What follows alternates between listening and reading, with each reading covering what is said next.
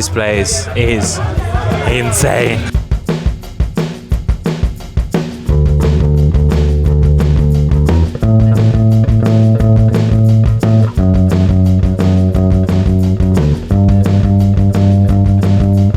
Did you know that Palermo is considered the street food capital of Italy, where you can buy your lunch in bustling markets that have been around for over 1,000 years and walk on cobblestone that have seen the rise and fall of the greatest civilizations? Here, you can learn about a time when Normans and Arabs lived peacefully while gazing at ceilings covered with tons of gold. Join us as we try secret recipes and fall in love with the wild heart of the most vibrant city in Sicily.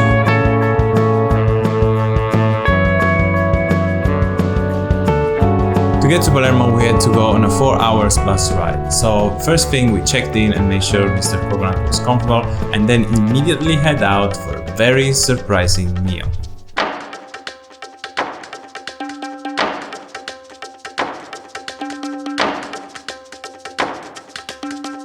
Every single one of these tiny things that they brought us is just amazing. It's like incredible. The taste in your mouth is just an explosion of taste. And I love the whole decoration, the theme as well.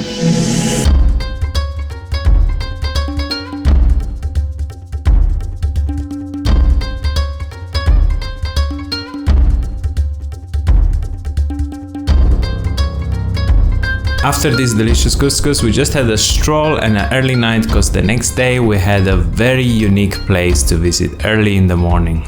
Cappuccini Catacombs. We might not be able to film, but I'm more than happy to anyways explain you the story.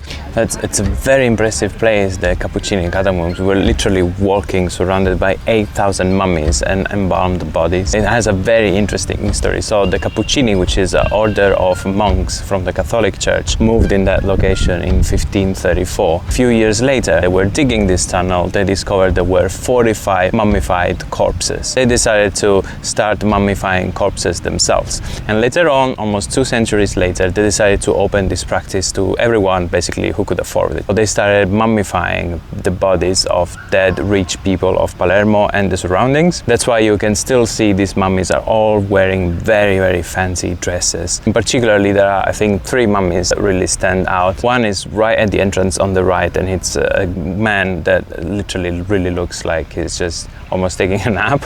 And then you have a very creepy one that is hanging over you and is staring at you because he has glass eyes. And that's a very interesting one. This guy who died on a duel was really into women, and he asked for his mummy to have these glass eyes so that he could still stare and look at women once he was dead. One of the last people who got mummified was Rosalia Lombardo, who's a little girl. The technique used by the embalmer was still kind of a secret recipe, and researchers only have figured out today. He managed to preserve her so well for 100 years. It still looks like that girl is just sleeping.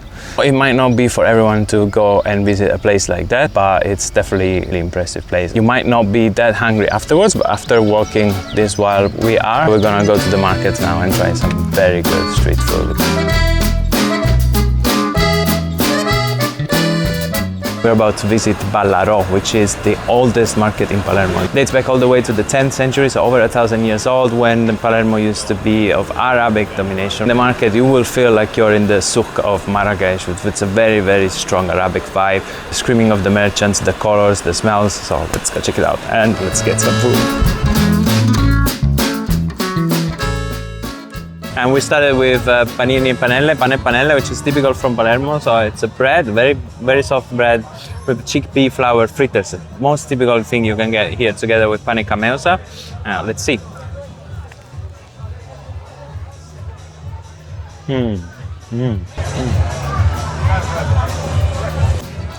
The consistency of the bread and the sesame, they have all these sesame seeds on the bread, and you feel also the taste, and goes very well with the panelle. It's delicious, and this is just €3. And it's so filling as well, because it's a lot of stuff. Oh, I love this price.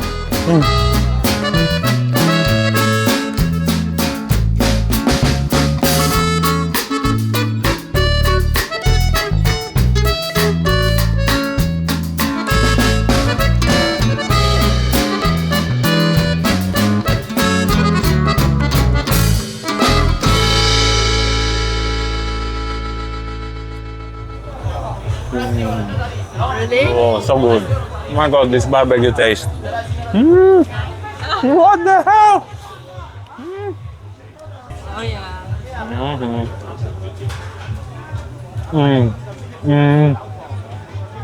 This is fantastic.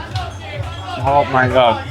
You can really taste the grill and the special condiment they put it with lemon, parsley, vinegar, oil. It really goes amazing with the fish. Oh my god. Oh, I'm so happy. I'm sorry to say that, but in my opinion, this is way better than Catania. Both the general vibe and the taste. Yes, sorry Catania, but Palermo wins. It's crispy and it's really smoky. Oh, you can really taste the barbecue, right? Yeah, I really taste the barbecue. Wow. It was really charcoal.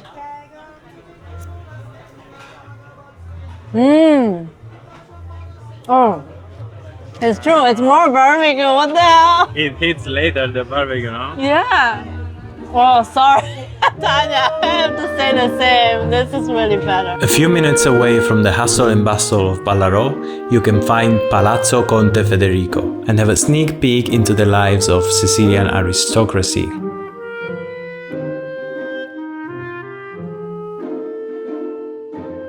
Hidden in the palace you will find the last standing medieval tower of Palermo and also some hints to the family's Freemasonry past. Federico are direct descendants of none other than the Emperor Frederick II, who is buried in Palermo's Cathedral.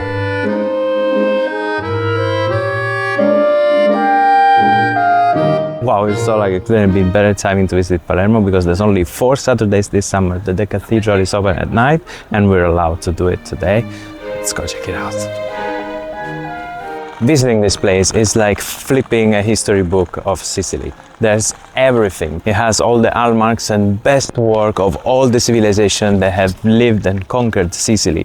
So we're talking about Arabs, the Normans, the Spanish. We're in the southern facade and we have these 3 arches. These are Gothic arches built in the 15th centuries when Sicily was ruled by the Spanish. But the church is part of what is called the Arab-Norman complex of Palermo. Arab-Norman already has a contradiction in its name. It's like, what have the Arabs to do with the Normans who were Vikings? They're 2 very different civilizations, but they coexisted here for a long period of time. These 2 civilizations lived here peacefully and made Sicily prosper.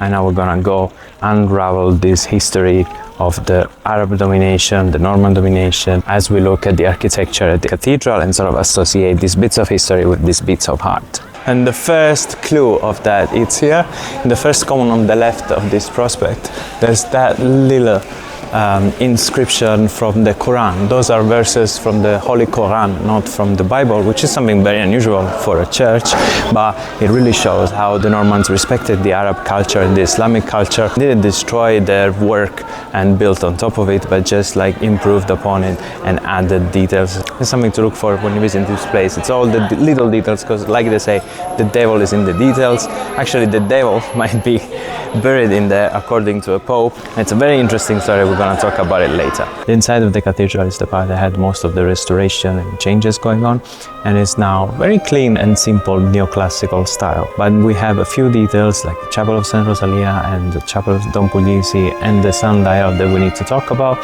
So let's go have a look at them.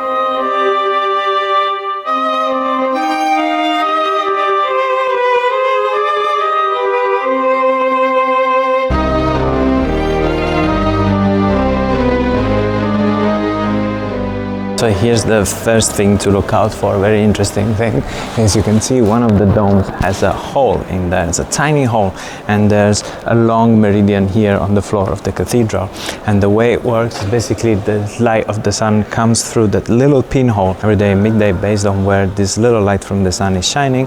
The meridian will tell you sort of which time of the year we're in, which astrological constellation we're finding ourselves in. So if you look here, for example, if the light were to be here, we would know that we are in the constellation of Cancer for that month of that period, and so on. And obviously this meridian also tracks the equinoxes and the solstice. So it also tells you when, the longer day of the year, the longer night of the year is going to be. Very interesting. We're talking about late 18th century.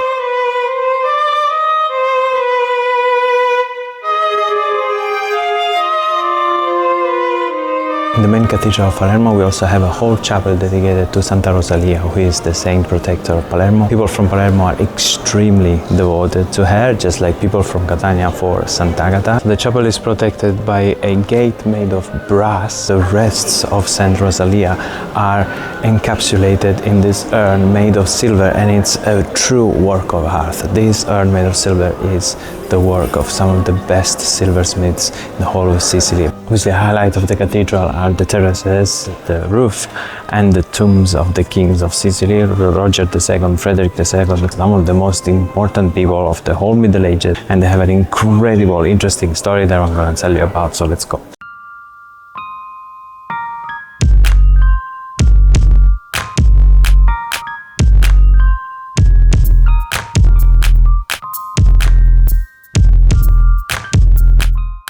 So remember when I said someone called the Antichrist by the Pope was buried here?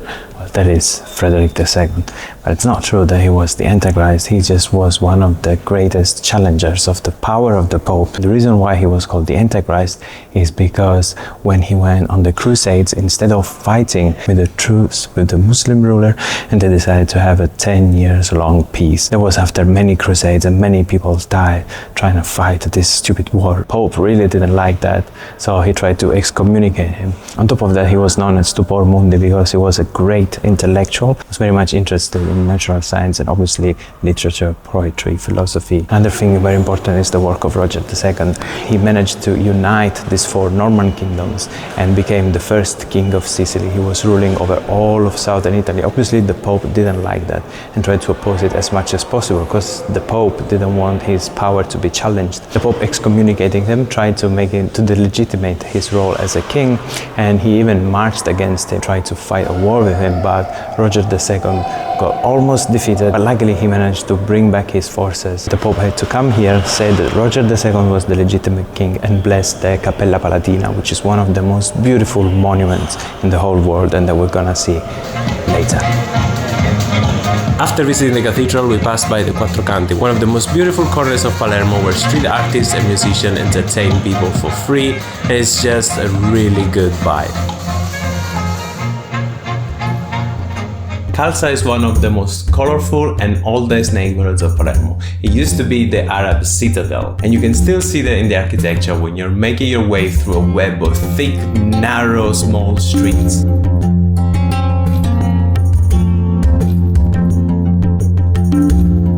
On the way to the Kalsa, make sure you visit the Garibaldi Gardens, where you can find this Ficus magnolia right behind me that is as old as Italy. It's 163 years old and was planted right after the unification of Italy, so it represents the unity of the country.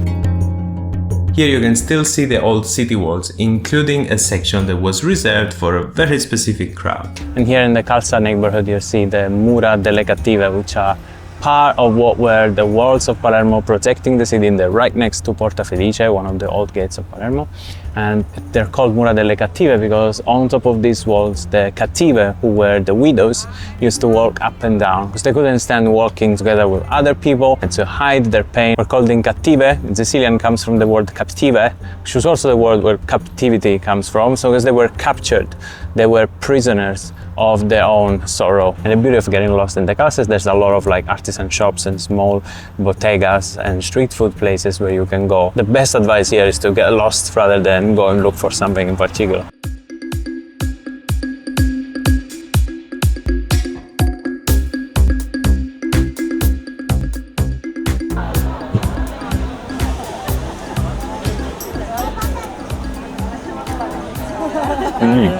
You can taste some mint and some other spices, some pepper for sure. That's the thing, every place in Palermo has their own recipe and tradition and way of making these things, so wherever you go, they're gonna taste always slightly different. Let's see the panelle and compare them to the one from the Ballarò market. Super hot.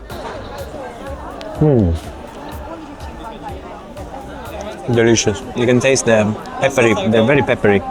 I'm loving it. This one, the aftertaste is really strong. Oh, this one is a bit soggy, I find.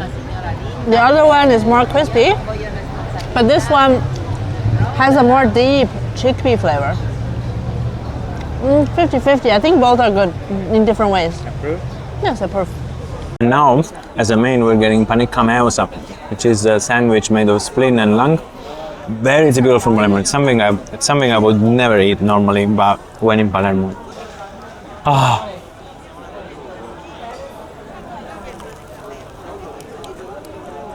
Laura. It's actually okay. Doesn't taste as bad as it looks. And with the lemon, with a lot of lemon as well, the taste is kind of neutralized. Very typical from Palermo. Thick. The texture is really weird. It's a bit soggy. Ugh. Bread is very crispy. I hate the bad part.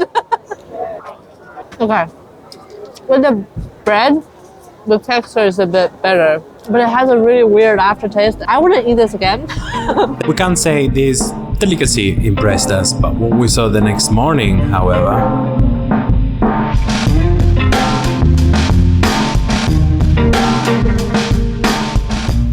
this wonderful church is part of the Santa Caterina Monastery, which for 700 years was inhabited by cloistered nuns who weren't allowed any contact with the outside world.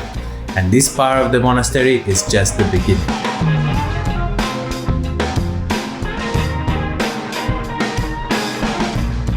Once you leave the church with a tiny set of stairs, you end up in the monastery where you can visit the actual convent where the nuns lived, their rooms. And from here you also have the terrace and an incredible view on the main courtyard. And down there there's also a bakery that does the sweets with the same recipe that the nuns used, because the nuns used to make sweets to sort of sustain themselves here.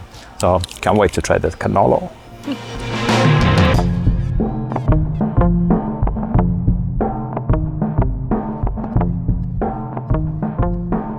Oh, my mind is literally blown. Like this church, this just like keeps topping off. You enter and you're like in complete awe and you look at the ceiling, the decorations, etc. Then you find out obviously there's a monastery attached. You walk up the monastery, you make it here to the rooftop, and the moment you step into the rooftop, you are welcomed with one of the most beautiful views probably of Palermo, where you can see all the domes of Palermo and of all the churches. It's just like incredible. On the other side there's the sea, there's a beautiful view of the sea as well. All of this is gonna be ended with rewarded with a cannolo from the monastery downstairs. So wow, I'm amazed.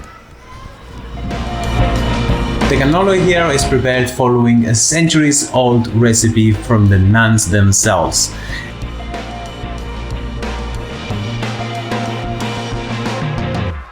The biggest cannolo I've seen.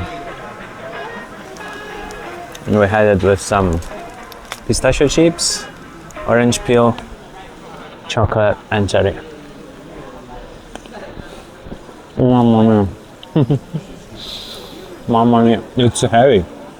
Right now I'm doing deltoids, man. So I don't feel guilty because I'm also exercising. Is it better than the bufala milk? Is it better than the bufala milk? It's a bit stronger. Oh no. But you'll like it. It's too sweet. I had too much chocolate. I couldn't taste the cheese. Oh, But when I was tasting the cheese alone, I didn't. It's a bit strong and too sweet. But it has substance. Look how big it is. Yeah, it's huge. It's really big. And also this ricotta is a bit more fluffy compared to the regular one, which is really dense. But this one feels really fresh. You have more. It's all yours. And if you need a break from the chaos of Palermo, you can always visit the area around the two theaters, Teatro Politeama and Teatro Massimo. Just walking around here, you'll feel like you're in a different city, way more relaxed and organized.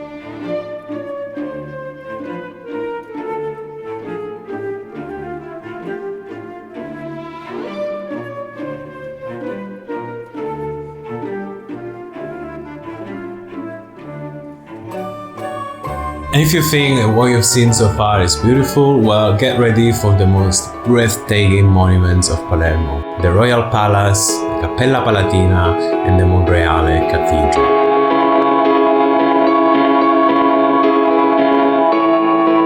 The Cappella Palatina you can really see how Norman and Arab styles are perfectly combined. From the wooden ceiling showing the Quranic paradise, the Jannah, combined with the Byzantine golden mosaics showing themes from the Bible, you will feel like you're going back and forth from an Orthodox church to a mosque or a royal Islamic palace.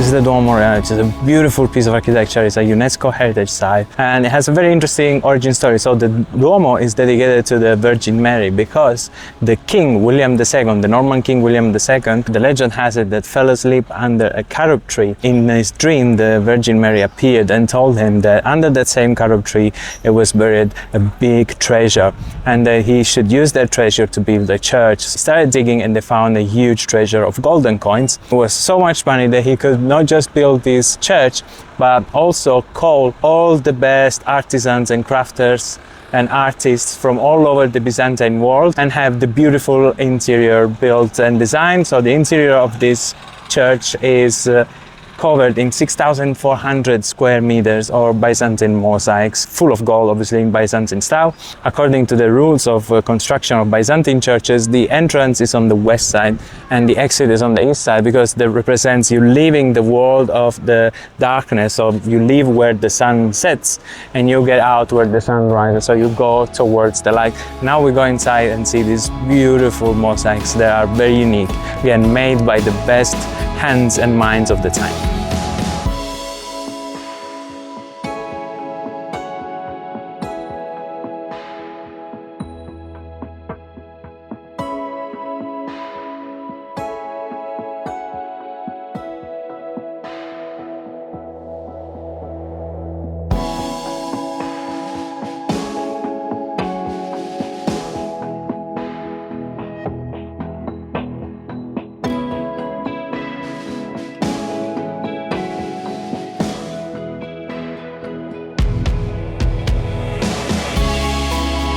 Monreale was the last page of one of the most beautiful, delicious chapters of our Sicilian adventure.